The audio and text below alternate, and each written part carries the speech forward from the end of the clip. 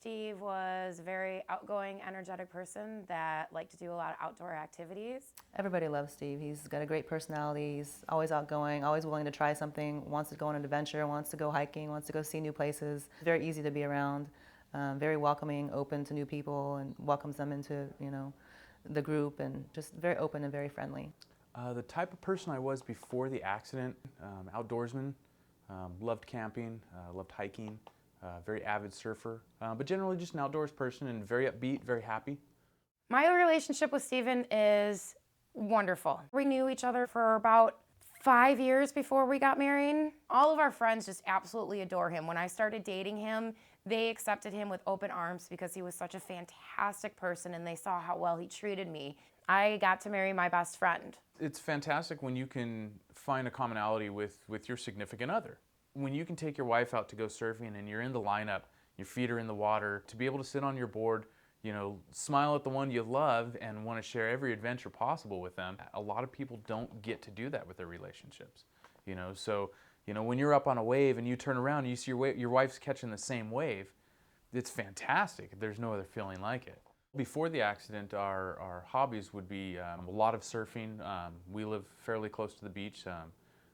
I've loved surfing since I was probably 14 years old, so that common interest definitely pulled us together in a relationship and as a couple in general. We also like to do a lot of paddleboarding and kayaking, like to do a lot of hiking, bicycle riding, any outdoor activities that have to do with the beach, basically. We spend a lot of time with Aaron and Steve. We hang out as couples. We do a lot of barbecuing together. We used to go on a lot of bike rides. We like to do a lot of active things. We do bonfires, play cornhole, and all different games that really require him to be physical in some type of capacity. Anything from baseball to football, I mean, you name it. I love sports, absolutely, and I love playing them. I can't do that anymore now, so we used to be able to go play bocce. We used to be able to toss a frisbee around. We used to be able to play two-hand touch, and that's all just gone to a complete stop. Steven was in the hospital for 5 days. He had his initial surgery on the first day of the accident, and then the next day he had surgery, and then they wanted to keep him for a few days to make sure that he could walk, that he could get to the bathroom, that he can get up and down stairs before they released him. I had a shattered left shoulder, and then I had a severed hip socket or shattered hip socket. Basically, the bone that goes into your hip here was completely cut in half right here. Currently, he has had 5 surgeries. When the accident first happened, he had to have surgery to fix his broken shoulder. And then the day after the accident, they went in and they tried to fix his hip. And then in July, when they found out that his hip wasn't healed, they went back in and they tried to fix his hip again. Then they had to go in because the bar that they had put into his shoulder was causing him even more problems because every time he moved his arm, the rod was grinding into his shoulder cuff. So they had to remove that. That was another surgery in May. Then once they realized that his hip wasn't healing and that the bone was dying and that he was going to have the partial hip replacement, that's when he went in for that in July of 2012. I've got a partial hip replacement now. So if this lasts me 15, 20, 30 years, fantastic. The reality is that it's not. It'll probably last maybe 5. So in the next couple of years, I'm going to have a full hip replacement. So when I'm 60, I'll have to have another full hip replacement. If I live as long as my 80s, I'll have to have another full hip replacement. But again, it's inevitable. I'm going to have one within the next few years. Daily routine generally for Monday through Friday. I wake up at 6 o'clock. I'll leave the house by 7 or later. Cruise into work. Kind of go through a couple of different emails. Just prep myself for the day. I clock in at 8 o'clock. Do my general job. Just standard. I've got an hour lunch. Once I'm finished with work, I come home. Other than that, I pretty much hang out on the couch. I'd say probably 7 or 8 o'clock, we have dinner. Do a little bit of cleanup or pick up on that.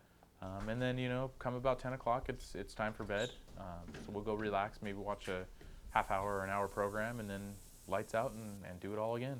Before we would probably go out on a walk, and now it's just not possible. There's points where he will come home and be sore and I'll give him massages or I'll put some icy hot on him. But there are definitely some times that he'll need to take some aspirin because he's in pain. Fortunately, he doesn't want to take any more painkillers because you don't want to rely on painkillers every time you're in pain. So he stopped the painkillers a long time ago because that was also affecting his attitude a little bit. When you're on painkillers, that definitely adds to depression. Well, the challenges I have right now that I didn't have before, my 90-degree rule. I shouldn't put my chest more than 90 degrees from my thighs. So sitting here in a prone position is perfectly fine. If I was to go try to tie my shoes from this position, I would have to obviously bend and go more than 90 degrees, and now I have the possibility of popping my hip out of place. If I do that, then I go back to the hospital, and it's not very nice. He now has a pelvis that is not even, so it puts a lot of pressure on his lower back. He went to set his dinner plate down and completely pulled his back out. So there's all of these little things that he knows if he turns the wrong way, he could end up pulling his back out. If he bends more than 90 degrees, he could end up popping his hip out of place. If he ends up turning his shoulder wrong, he could end up getting just shearing pain from the surgery in his shoulder. So yes, he takes that in consideration on almost every single move that he makes. He does not want to hurt himself. Just walking, just general movement. You know, it could be anything, it could be other things. Putting on my shoes, putting on my socks, clipping my toenails, washing the bottom of my feet in a shower. You know, any just day-to-day activities. I can do some stuff, you know, I can take a half-hour bicycle ride, but the more I do on my leg, the more wear and tear I get. So it's a catch-22, you know, if I want to work out and get stronger, I have to wear out my leg. So it's a vicious circle. It's going to be nonstop for the rest of my life. Now his endurance level is definitely down. If we go take a bike ride, we can only go for about a half an hour or so before he starts getting tired or before he's in pain. Steve can't really walk very well through the sand. I'm sure you know, walking through the sand, your feet sink in it. So then we've had to actually cut a lot of beach days out with our friends during the summertime, even during the winter times. Unfortunately, it was, if he can walk through the sand, I don't want to carry everything through the sand. It could be anything from bringing coolers, firewood, just your odds and ends. Generally, I could carry most of all of that by myself and let her go talk and hang out and have a good time. And me and the other guys would be big, strong men and carrying all the stuff, and I can't. I can't carry a cooler full of food. I'm a man's man. I want to be able to let my wife hang out with the ladies. There's a lot of things that I like to do so she can enjoy herself as well.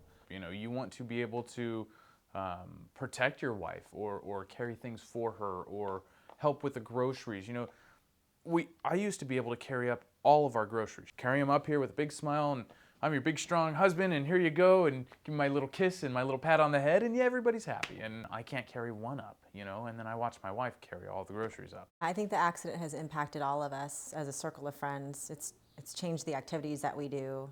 There's things that we don't do anymore because we don't want Steve to not be able to participate. So we've kind of scaled back on at least the physical type of activities that we used to do. After the accident, I think it killed a little bit of his spirit. You know, I think that would happen to anyone. So he's still very positive, but yeah, I think there's a bit of sadness in him that wasn't there before. You could tell that his demeanor was definitely changed. He was sitting inside, he couldn't go to work, he couldn't be a husband. He couldn't do anything around a house that a man is supposed to do. He's sitting there having his wife bathe him for him. He's watching his wife do all of the work around the house. So it definitely did change his attitude within the first couple of weeks of the accident. I know my attitude towards my wife, I should hope, hasn't changed, but I can get a little depressed from time to time. But all in all, just a general depression, a general sadness every day, unfortunately. Steve likes to bottle things up a lot. Talking about what had happened, he did not want to talk about it, and it would cause a strain. I would know that there's something wrong, but I couldn't get it out of him. And also the fact that knowing that he's in pain and knowing that there was nothing that I could do to take that pain away from him just killed me every single time. Sorry.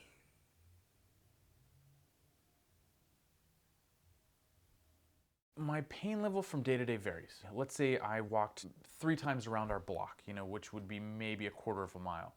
After that, I'd have to sit on the couch for the rest of the day. As far as my stress level is concerned, it's still at about a 20 out of 10. I still worry about all the little day-to-day issues. I still worry about Steve every single day that he's popped his hip out. I'm going to be worrying in the future about his future medical care because he's going to need numerous surgeries in the future, and I'm going to have to do everything all over again. And I don't want to be to the point where we're retiring and I have to worry about a hip replacement. I mean, those are just the little things that throughout the rest of my life, I'm always going to be stressed over. At work, no, he's probably not able to give as much as he'd like to. And then taking time off for more surgeries, all the doctor's appointments, leaving early for physical therapy. And these are all things that he's also going to have to deal with in the future when he has his future surgeries. He's going to have to take 6 weeks off of work. He's going to have to go through therapy. He's going to have to go through the doctor's appointments. He would like to advance his career. Absolutely, the accident has affected my advancements. Absolutely. There was a couple of opportunities that I know that I missed. I used to be the guy that anybody could hop over to and say, hey, I need some help with this, regardless of what it is. And I could drop what I'm doing and help them and go on and continue with what I'm doing. Now it's kind of the opposite. I have to ask all of my friends at work for help. The kind of person that Steven is now is his attitude has luckily remained positive throughout this whole situation. There were a couple of down times, but we've tried to look at this as the glass is half full. Won't get back on the motorcycle ever again and won't be able to go surfing ever again. But we're trying to do the best that we can. I'm a person of study. I look at the smallest things and think about them. And I was watching surfers surf as he was trying to get out, and I noticed what they were doing and what he was doing wrong. Being a big brother, he didn't want to listen to me very much, so I had to eventually just tell him, no, sit down, watch what I do. When you get your first surfboard, you want to jump out and say, okay, I can do this. And it's nearly impossible for everybody to do that. Except for me, I don't know why. So that was it. I mean, surfing is my second love other than my wife. It's a part of our life. It's our love, So every day walking through our hallway, I get to see a surfboard that's gathering more and more dust every single day. It's horrible. You want somebody to smile every day. I don't smile every day anymore. That was our smile. I can't surf. I'll probably never surf again in my life. As far as having a family is concerned, we were discussing the issue, but unfortunately when the accident happened, that got taken off of the plate. We were a brand new married couple. We were newlyweds. We wanted to conquer the world, so to speak, as a new couple, start our family, that type of thing. I don't know if we're going to be able to have kids now.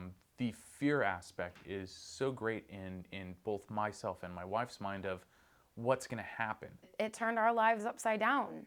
There's things that we're never going to be able to do again, or things that we've had to adjust and change. We're going to have to deal with this for the rest of our lives. I'm absolutely concerned about the future for several aspects or several reasons. Number one, the surgeries. How many am I going to have? Again, the future of children. Am I going to be able to care for a child with my disability? Is my disability going to harm my family in any way? Is it going to throw us off monetarily because I have to take extra time off of work? Now having to have 4, 3, whatever it is, hip replacements in the next few years, that's one of my most major concerns is, am I going to be able to go through this again? I was having reoccurring dreams of the accident, of course, and I'd wake up from that, and that every time after I'd doze off from that dream, I'd dream that somebody's breaking in the house. There's nothing I could do. If somebody broke into my house and tried to harm my wife, I couldn't do anything. She'd have to protect me, if somebody broke in. It strips you of your manhood. Now I just want to get through the next day. I want to continue with my life. I want to move on. I want to come home and not see my wife crying. I want to see that my wife knows that I can protect her if something happens. I want my old life back. That's what I really want.